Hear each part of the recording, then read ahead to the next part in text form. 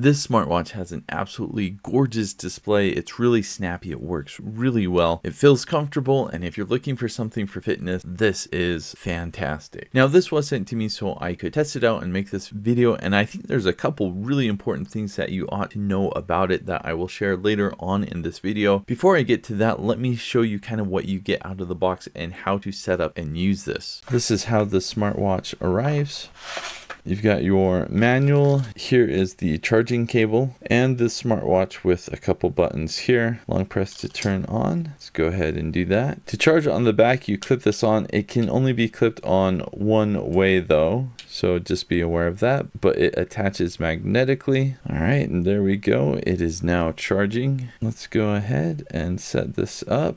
And you will need to download the VeryFit app, not the Fit app, the VeryFit app. We can create an account or log in, or we can start to use it. Looks like we can use this without creating an account. I definitely appreciate that. So it actually finds a lot of the devices, but this is the GTX12. We'll go ahead and connect and pair. Just a little bit more setup to do. Enter my information, be right back. And it looks like here are the notifications it can do. And it looks like it already found a firmware upgrade. So we'll go ahead and do that, be right back. So after the firmware upgrade, it looks like it wants us to pair to the device again. All right, let's see if we can change the watch face. I like kind of a more digital look.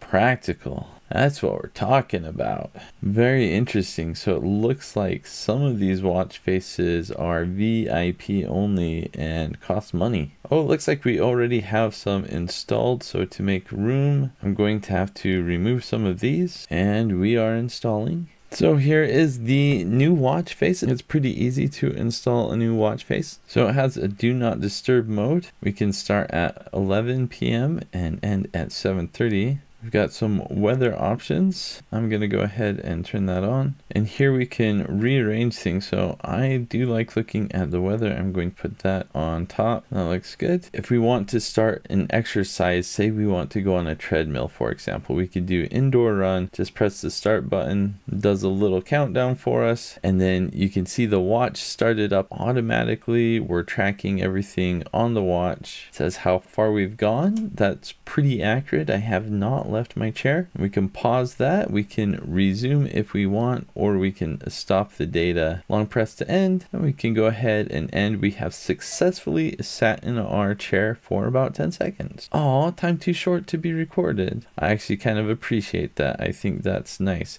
And we can do the same thing on the watch if we want. So go ahead and we'll do an elliptical. 3, 2, 1, let's get going. So here I am in my elliptical, burning lots of calories, getting lots of steps in. I gotta say, the interface for this is pretty slick. This is nice. I can swipe it over here to control my music if I want, or I can come over here and just automatically pause or stop my exercise. I think 30 seconds is enough to sit in a chair for one day. So let's go ahead and stop that. Again, too short to be recorded. I'm okay with that. So if we have a look at the phone, I gotta tell you, this is pretty slick. It is very responsive, not laggy at all. Very nice to navigate here, so we can check out our activities if we want to. Obviously sitting in a chair, I am not doing much, but here we can check things like heart rate, blood oxygen, blood pressure, sleep, clock, weather. Let's check out the weather. I have 106 today. Definitely looking forward to that. Games? Oh, roll the dice. That's pretty cool.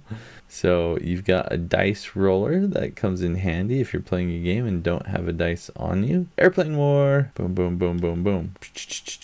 Wow, wow, wow, wow, wow.